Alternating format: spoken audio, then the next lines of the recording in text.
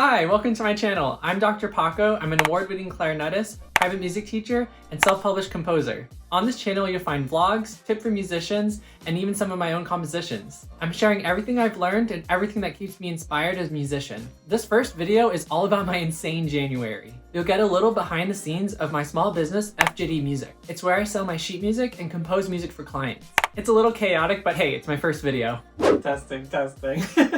I just want to document this moment. Today's January 5th, 2025. I'm currently printing my music. I have a few like here because I'm collaborating with Clarinet World, which is going to be my first collaboration with a company. They're a retail company and they're going to be selling my music. And so I'm printing off my product in order to sell them the bulk price of it. They'll retail my music and hopefully it'll reach a wider audience. So that's what I'm doing, which is like has been a dream to be a self-published composer. On the flip side, you can see Ina here working in the back. She's collaborating with me on FJD Music, getting to put her creative talents to help grow my business as well, which is really cool. And I just wanted to document this moment because for the longest time we've both been wanting to have our own small businesses. And anyways, I just had this sudden like feeling of holy cow, I can't believe we're doing this. This is our life. Excited to see where it takes us and how far we can go with this. This is so cool. It's going to become a pocket. Sticker pencils for rehearsals. Anything really. Your reeds, extra reeds. I need to make a commercial. I'm in a different location because our printer is in my wife's work from home space. That's just where we house our printer, so it's just across the hallway. So I used to print, actually you see two printers here. I used to print on this one, it's an ink printer. It took ages and I couldn't do double-sided, so I hand double-sided everything. So when I kind of started upgrading my business, she got me this fancy new printer that does all the cool stuff. One thing it doesn't do is bind, but I like doing that by hand. I want the people playing my music to realize that I'm not some big business, I'm not some big publisher, and that you're actually, it's as if I'm handing you the music myself. I want it to be personal. I know it like prints fine, but I always just like kind of look through, which is a little dangerous because sometimes I'll find misprints, which I guess is a good thing, but as a perfectionist, I get a little bit too caught up sometimes with the minor details and stuff. But it's a good thing, especially when you're self-publishing, because then you end up making really good edits. It's funny too when other people find mistakes in my music, but my hope is that you guys don't find a mistake. Okay, these look good. These are the scores for La Vie de Breve. Okay, so now that you have a little context of what Ina and I have been working on, I thought it'd be fun to show you the studio space that we're working in.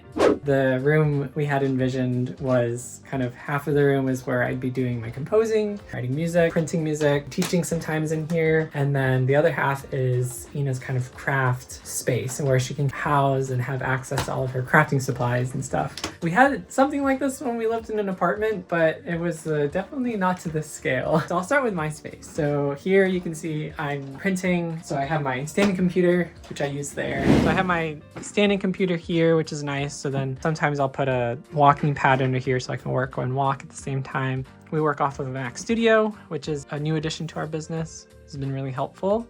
And then you can see actually all of my printing that I've been doing today.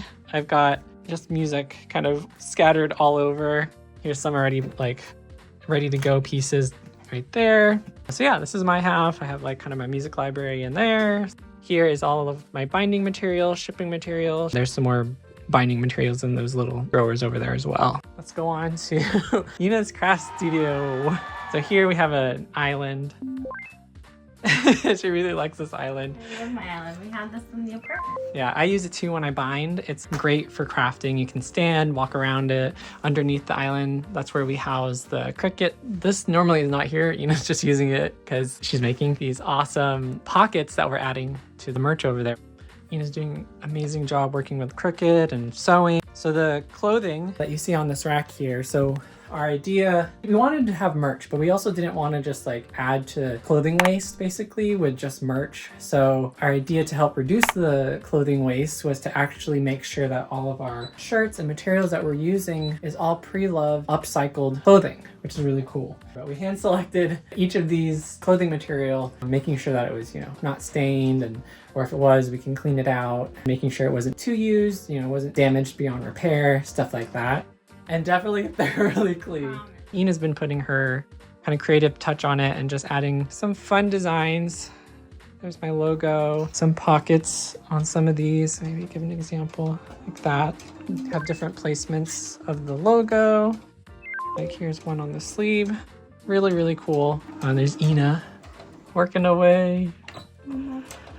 Done. Almost ready to put the pockets on the shirt. And then another aspect of the studio space is these awesome storage cabinets. And they just house all of the materials that Ina uses for all of her different crafts. Ina's a really, really amazing crafter, and I honestly just can't wait to share more of what she does. Or fine. Anyways, that's our studio.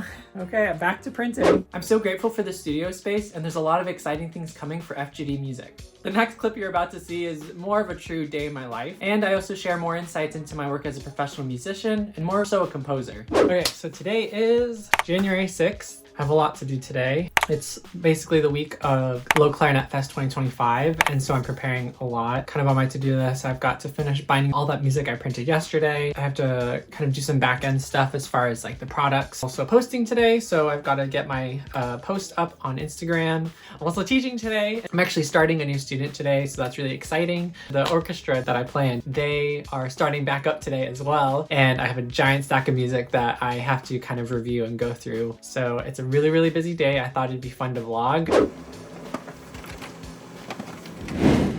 Okay, I've got a giant stack of music that I'm going to try getting to bind. First one, here we go. Woo! When I was younger, I always knew that I wanted to go into self-publishing. It was actually a blog post by John Mackey that encouraged me, or kind of set the little seed in my brain that self-publishing was the route to go, mainly because he had talked about his experience with going through publishers and how he was making sense on his music basically. I also just kind of always wanted to be in charge of my own music and not have someone else kind of have it, which is a little ironic because now I'm working with a distributor, but this is the only person that I would ever trust with my music, or the company Clarinet World is run by people who are the only people who I trust with my music. That, and we kind of agreed upon a price that made sense to me to sell them in bulk, so excited to have my music be available to a wider audience.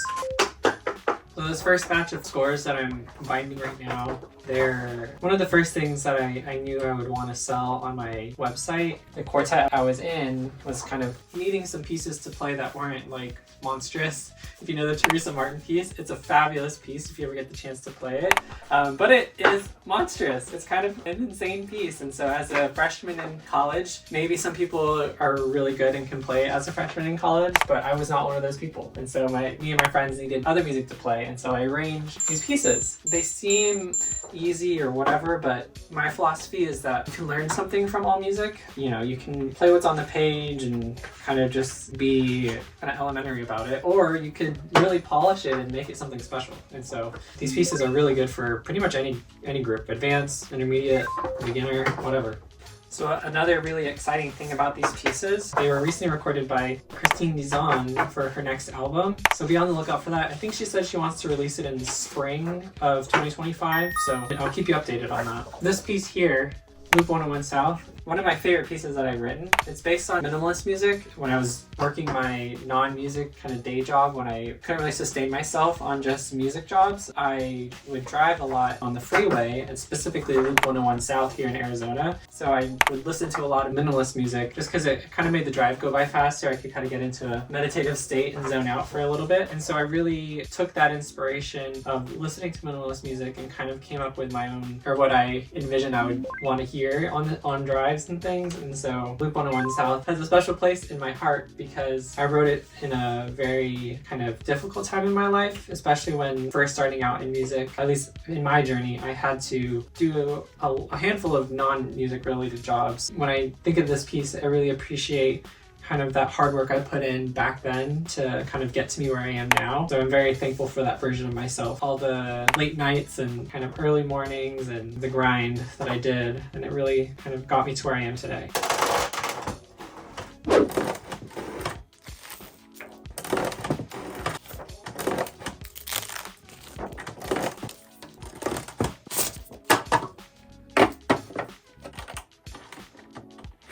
Oh my gosh. Okay, so I have to talk about this next piece. It's probably one of my favorite pieces I've ever composed, which is a lot to say. I know I've said that about a bunch of pieces, but this piece is called Spring. And if you know anything about my kind of lineage of teachers, Dr. Robert Spring, I studied my master's and doctorate with him alongside Dr. Joshua Gardner. I was commissioned by Dr. Lisa Oberlander, John Harden, and Daniel Kim, who kind of joined forces with me to play this quartet piece that I wrote. It was written for his retirement celebration, and it's kind of a meaningful piece to me because he impacted so many people in the clarinet world, and I just felt honored that someone wanted me to write music to honor him. And so this was one of a few pieces that I had written for that event, and again holds another special place in my heart.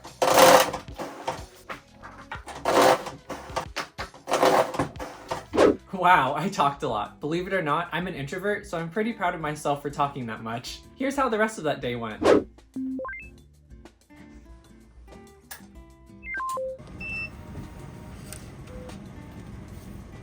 So my clip from earlier today, I didn't realize it was hooked up to my car, so the audio didn't really go through. But anyways, I got done with teaching. Now I just arrived at orchestra rehearsal. It's the first one back from the new year, a new cycle, new music. I wanted to share actually, so because today was so busy, I didn't have time to really play through all the music like I would want to. I've practiced it, but usually on the day of, I like to give it one more kind of run through of everything. Today was so busy I didn't have time to, so kind of a couple hacks that I have are because I didn't have time to really warm up. I actually, and I do this all the time, is I warm up with my students. So that's kind of like 2 for 1. I'm helping my students warm up and play their scales and long tones and articulation, but I'm also practicing it myself. Second thing is on the drive here and the drive to work, I've been listening to all the music that we're about to play.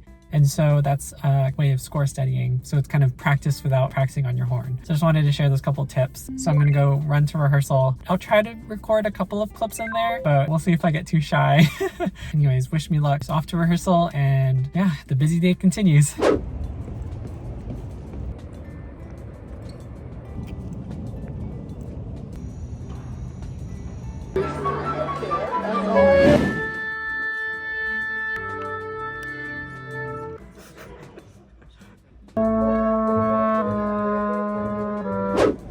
Just got done with rehearsal. So fun. I love playing in orchestra. Okay, headed home.